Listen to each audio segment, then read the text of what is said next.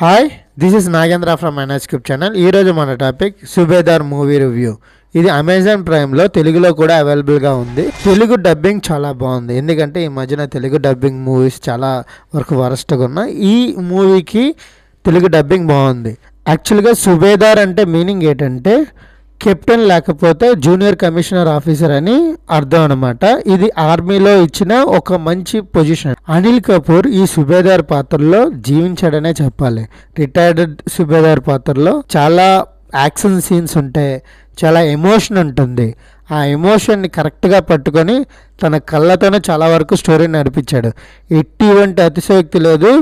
Is the one of the greatest actor in India అని చెప్పడంలో ఈ సినిమా చాలా బాగా పేలిందనే చెప్పాలన్నమాట. మొత్తం సినిమా అంతా హీరో కంట్రోల్లోనే ఉంటుంది. హీరో చాలా కామ్గా ఉంటాడు, ఎప్పుడు ఎలా ఉంటాడో అలా ఉంటాడు. అంటే ఒక ప్రళయం వచ్చినప్పుడు, ఒక అగ్నిగుండం ప్రళయం ఎలా వస్తుందో ఆయన ఓపిక అలా వస్తుంది. ఒక్కసారి ప్రళయం బద్ద అయితే ఎలా ఉంటుందో మొత్తం విలన్స్ అందరికి ఎలా చూపించాలో చుక్కలు చూపిస్తాడు అనమాట. చిన్న పిల్లలరా మీరు మా దగ్గర పట్టుకోవద్దు, నాతో ఆడుకోవద్దు అని చెప్పినా కూడా విలన్ గిలికించుకొని ఉంటాడు. వాడిని ఏ రకంగా ట్రీట్ చేసి ఆడుకుంటాడంటే సినిమాలో అది మీరు చూసి ఎక్స్పీరియన్స్ చేయాలన్నమాట.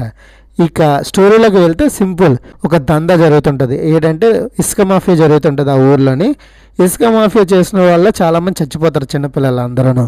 ఎందుకంటే అక్కడ నదులు తవ్వడం వల్ల ఆ నది లోపల గుంతలు తగులేస్తారు.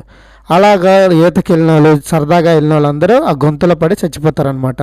దగ్గర సంవత్సరంలో 15-20 మంది చచ్చిపోయినా కూడా ఆ పోలీస్ స్టేషన్లో కంప్లైంట్ ఇవ్వడానికి కూడా వాళ్ళకి దమ్ము లేదు. ఎందుకంటే వాళ్ళకున్న క్యాస్ట్ కానీ లేకపోతే వాళ్ళకున్న పలుకుబడి కానీ అలాంటిది అనమాట. ఆ మాఫియా ఫ్యామిలీకి మన ఈ సుబేదార్కి మధ్యన కాన్ఫ్లిక్టే ఈ స్టోరీ.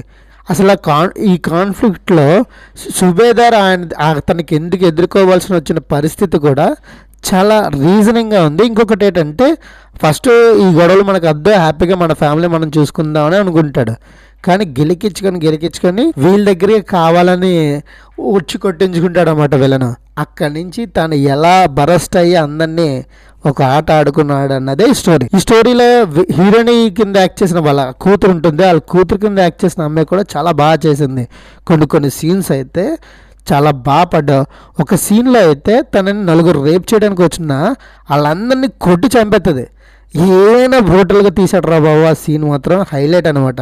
ఇంకా క్లైమాక్స్ ఫైట్ కానీ, క్లైమాక్స్లో ట్విస్ట్ కానీ, ఇంకా స్టోరీ బ్యాక్గ్రౌండ్ మ్యూజిక్ కానీ ప్రతిదీ బాగుంది.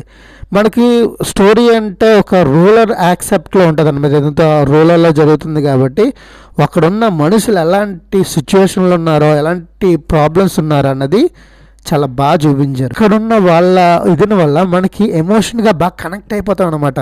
అరే అక్కడ జరుగుతుంది కదా, మన ఎవరికి ఏం కాకూడదు, అందరూ బాగుండాలని కనెక్ట్ అయిపోవడం వల్ల ఈ స్టోరీ ఇంకా బాగా నచ్చింది. ల్యాబ్స్ లేవంటే ఉన్నాయి, కొద్ది గొప్ప ఉన్నాయి, కానీ అది థియేటర్ మూవీగా కాదు కాబట్టి ఓటీటీలో కాబట్టి పర్వాలేదు. అదే థియేటర్లో చూస్తే ఈ సినిమాలో చాలా కన్నాలు ఎత్తకొచ్చు. దాని గురించి పక్కన పెట్టండి. ఒక మంచి స్టోరీ చూసి హ్యాపీగా ఉండాలనుకుంటే ఈ స్టోరీ ఒక రకంగా మీకు మంచి ఎక్స్పీరియన్స్ ఇస్తుందని నేను అనుకుంటున్నాను. అయితే ఈ స్టోరీని తెలుగులో రీమేక్ చేస్తే చిరంజీవి, బాలకృష్ణ, వెంకటేష్, నాగార్జున ఈ నలుగురికి సెట్ అవుతుంది నా అభిప్రాయం. కానీ మీకు ఎవరికి సెట్ అవుతుంది అన్నది మీరు అనుకుంటున్నారు, కింద కామెంట్ చేయండి. ఈ మూవీకి నేను ఇస్తున్న rating 3/5. This is Nagendra from NS cube channel. Please subscribe my channel. Thank you for watching. Thank you.